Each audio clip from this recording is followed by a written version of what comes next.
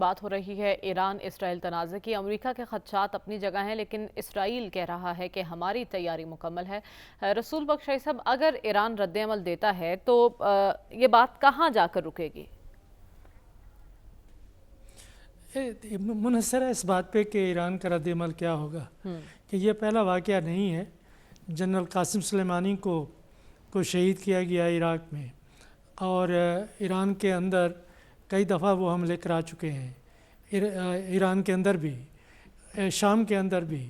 یہ کوئی 10واں یا 15واں واقعہ ہے پچھلے 5-6 سال میں، لیکن ایران نے محتاط رویہ اختیار کیا ہوا ہے۔ ایران موجودہ تناظر میں یہ نہیں چاہتا کہ وہ کسی بڑی جنگ میں شامل ہو۔ غزہ میں آپ نے دیکھ لیا ہے کہ ایران مکمل طور پر خاموش رہا ہے، جس طرح باقی دیگر ممالک رہے ہیں۔ تو اس وقت اسرائیل اور امریکہ تو پرووک کر رہے ہیں کہ کسی طریقے سے ایران کوئی ایسی حرکت کرے کہ جس سے ان کو موقع مل جائے کہ وہاں جا کے تباہی مچا دیں۔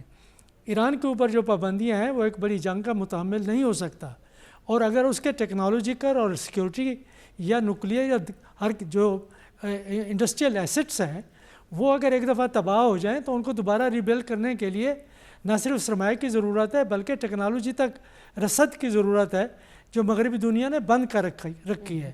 تو محتاط انداز سے چلیں گے، دیکھتے ہیں کہ وہ کیا کرتے ہیں، لیکن اگر وہ اس قسم کا رد عمل ہے کہ جیسے کہ ایک بہت بڑی جنگ نہیں ہوتی تو وہ ضرور کریں گے، لیکن مقصد ان کا یہی ہے کہ جنگ کا دائرہ پھیلے نہیں، اسرائیل و امریکہ کو یہ موقع نہ ملے کہ وہ کوئی ایک مزید حملے تیز کر دیں ایران کی طرف اور ایران کے مفادات کی طرف۔ تو ایک بہت بڑا ثانیہ ہے کہ ایران تنہا ہے، غزہ تنہا ہے، جنوبی لبنان تنہا ہے، ہر ایک علیحدہ علیحدہ ہے، اور اگر کچھ ممالک ہیں تو وہ مغربی اتحاد کا حصہ ہیں۔ لیکن رسول بخش شاہی اس صاحب، آپ کو نہیں صورتحال لگتا میں کہ ہم جو بائیڈن ایران کے حکومت لیے دعائیں متحمل کر ہو سکتے سکتی ہیں؟ ہے، کیونکہ الیکشن قریب ہے اور ایسے میں ایک سے زیادہ محاذ پر لڑنا، کیا متحمل ہو سکتی ہے امریکی انتظامیہ اس کی؟ میرا خیال یہ ہے کہ جو امریکی انتظامیہ ہے اس کے پاس وسائل موجود ہیں، انہوں نے ہر قسم کی حکمت عملی کے لیے تیاری کر رکھی ہے، ایک نہیں کئی جنگوں کی، کہ جہاں تک کہ ان کی جنگی حکمت عملی کا تعلق ہے، بائیڈن اپنے انتخابات لڑتے رہیں گے۔ یہ پینٹاگان کا اور حکومت کے دیگر اداروں کا کام ہوگا کہ وہ کس قسم کا رسپانس دیتے ہیں۔ میرا خیال یہ ہے کہ ایران کو محتاط انداز سے چلنا ہوگا، ٹھیک ہے، اور جس حد تک کوشش کرنی چاہیے کہ جنگ کا دائرہ وسیع نہیں ہو۔ ٹھیک ہے، تو خطہ بھی اس سے متاثر ہو سکتا ہے۔ صافی صاحب، آپ کی نظر میں عرب ممالک ایران اسرائیل تنازع میں کہاں کھڑے ہوں گے؟ دیکھیں، عرب ممالک تو وہیں پہ آپ کو کڑے نظر آئیں گے جس وقت وہ اس وقت کڑے ہیں، وہ بالکل لا تعلق ہے اس معاملے پہ، بیانی لفاظی اس سے ہٹ کے ان کی کوئی ہمیں رد عمل نظر نہیں آ رہا۔ ابھی تک ایران بھی عملی طور پر اس لڑائی میں شامل نہیں ہونا چاہ رہا تھا، لیکن جو اپریل کے اوائل میں دمشق میں جب ان کا سفارت خانہ نشانہ بنایا گیا تو ظاہر ہے کہ ان کے سفارت خانے پہ اٹیک، ان کی ایرانی ریاست پہ براہ راست ایک حملہ تھا۔ اب اطلاعات یہ آ رہی ہے کہ ایران نے اپنا رد عمل دینا شروع کر دیا ہے۔ ایک پرتگال سے آنے والے ایک بحری بیڑے کو سمندر میں ہولڈ کیا گیا ہے۔ ایران کے پاسداران انقلاب کے جو جوان ہیں انہوں نے قبضے میں لیا ہے، اس پہ سخت رد عمل آ سکتا ہے۔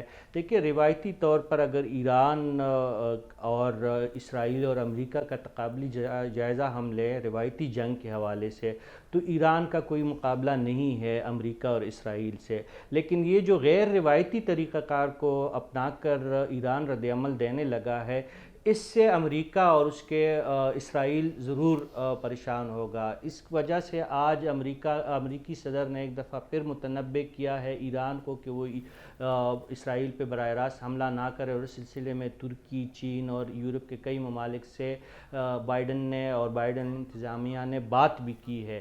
لیکن دوسری طرف پاسداران انقلاب کی طرف سے اور ایران کی طرف سے امریکہ کو کہا جا رہا ہے کہ وہ اس لڑائی سے ایک سائڈ پہ ہو جائے، کیونکہ وہ اسرائیل کے ساتھ اپنا سکور برابر کرنا چاہتے ہیں۔ دوسری بات، روایتی انداز کی جنگ ایران ہم سے بہتر جانتا ہے کہ وہ اسرائیل کو روایتی جواب نہیں دے سکتا، غیر روایتی طریقہ اپنانا انتہائی خطرناک ہے دنیا کے امن کے لیے۔ آپ روسی صدر کے بیانات کو ابھی حالیہ یوکرین جنگ کے تناظر میں دیکھیں، اور ایران نے ابھی تک کوئی ایسی بات نہیں کی ہے، لیکن ان کے پاس ایک قوت ایسی ہے جس سے امریکہ اور اسرائیل پہ ایک لرزہ طاری ہے اور اس سے وہ خوفزدہ ہے۔ اب ظاہر ہے اگر ایران کو دیوار سے لگایا جائے گا، اور ہم اس بات پہ بھی متفق ہے کہ امت مسلمہ ایران کا ساتھ دینے کے لیے تیار نہیں ہے، تو ایسے میں ایران کے پاس ایک آپشن تو موجود ہے، اور امریکہ نے دنیا میں یہ پریسیڈنٹ خود سیٹ کیا ہے۔ 1940 کے وسط میں امریکہ جب جاپان کو شکست دینے میں ناکام رہا تھا تو اس دنیا میں پہلی دفعہ ایٹم بم کا استعمال جنگی مقاصد کے لیے ہوا، اور ہیروشیما اور ناگاساکی پہ امریکہ نے ایٹم بم گرائے تھے۔